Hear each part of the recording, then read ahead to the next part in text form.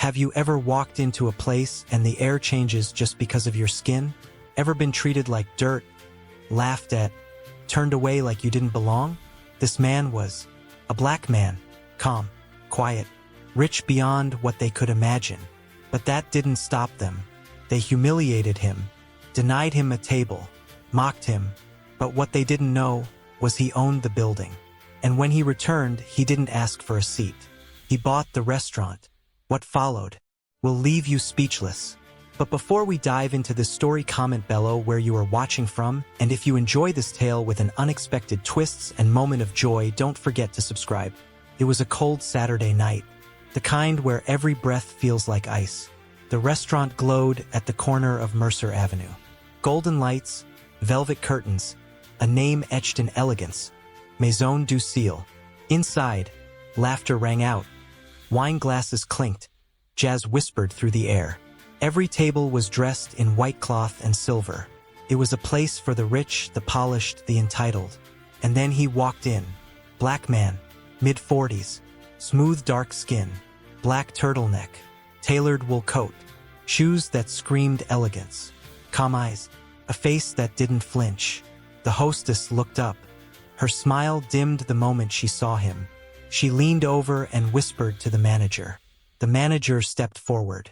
Tall, white, slick hair, fake grin. "I'm sorry, sir. We're full tonight." Elijah didn't blink. "I have a reservation. Name's Dr. Elijah Monroe." The manager didn't check, didn't look, didn't care. "There's been a mix-up, sir. Nothing under that name." Elijah's eyes moved past him. For empty tables, a waiter standing by, a busboy wiping clean cutlery. "You sure?" Elijah asked. "Positive," the manager replied. And then, as if the universe wanted to underline the insult, a white couple walked in. Young, loud, laughing. "Mr. and Mrs. Clay," the manager beamed. "Right this way. No check, no hesitation." As they passed Elijah, the woman glanced at him, rolled her eyes, whispered just loud enough. "Didn't know they let delivery guys dine in." The couple laughed. Elijah said nothing. He turned around, walked out, into the cold, into the night. But he wasn't angry. He was focused. Focused in a way the manager would soon regret. Because what no one knew was who Elijah really was. He wasn't just some random walk-in. He was a billionaire, quiet, humble, deadly smart, a venture capitalist, ex-Harvard professor, a man who owned 42 buildings across the city, including this one. The restaurant sat on his property, and now it had his full attention. He didn't go home. He went to work. One call, then two, a few emails, and by morning he had bought the restaurant. Not rented, not invested, owned, 100%. The paperwork moved fast, because billionaires don't wait. And Elijah wasn't just buying dinner. He was making a statement. The next evening he returned. Same coat, same turtleneck. This time no reservation, no need. He walked in through the staff entrance, straight into the kitchen. Cooks froze. A busboy dropped a tray. Elijah kept walking, calm, silent, controlled. He stepped into the dining room, jazz still playing, guests still eating. But the moment they saw him, silence followed. Like a spell, the manager spotted him. Eyes widened. "You again?" Elijah smiled slightly. "Not exactly." He reached into his coat, pulled out a folder, placed it on the nearest table. "I own this place now."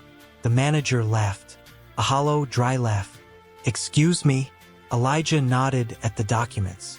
Ownership transfer, deed, his signature. The man flipped through the pages. His hands began to shake. The hostess gasped. What do you mean, own it?" Elijah didn't raise his voice. "You work for me now." Silence exploded across the room. Every head turned. Forks paused mid-air. Conversations died. Elijah turned to the white couple, Clay and his wife. Same table, same smug expressions. "Mr. Clay," Elijah said. The man stiffened. "Yes, I believe your firm applied for series of funding recently." Clay's face changed. I I think so. Elijah placed a linen napkin on the table. For words. Handwritten. Application declined. Elijah. Clay's wife blinked. What is this? Elijah's voice was ice. A reminder.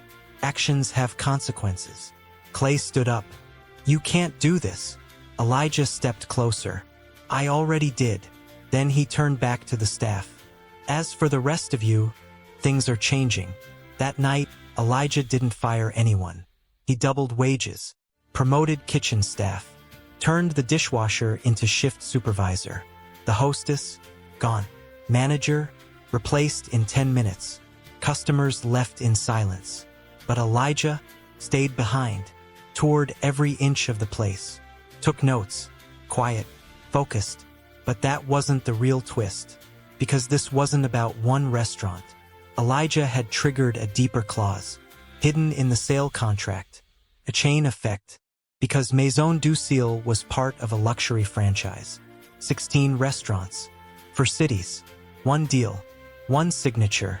Now, Elijah owned them all, and the CEO, Clay's father, who found himself ousted within a week. Clay, unemployed, rejected from 3 firms, blacklisted, quietly erased from the investment circle, all without Elijah raising his voice. He gave one interview. I didn't buy a restaurant to eat. I bought it to remind people that worth doesn't wear a specific skin tone. The quote went viral. Twitter lit up. Hashtag Dr. Monroe trended for a week. Forbes titled the article, "The Silent Billionaire Who Served Cold Justice." The world clapped, but Elijah didn't celebrate. He had no time for applause, because a week later he vanished. No press, no goodbye, just disappeared, until one envelope arrived. No return address, gold trim. Inside, a photo, old, black and white, a man in a waiter's uniform. On the back, in scratchy handwriting, "You reminded me of my father. He never got the chance to stand like you did. Thank you." No name, no number, just a message, a ripple from the past, a spark that kept burning.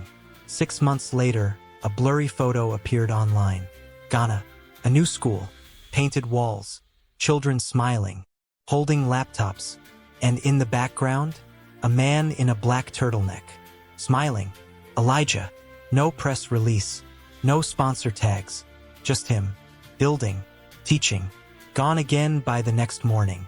But on the school gate was a wooden sign, carved with care. It read, "You don't need a seat at their table when you can build your own."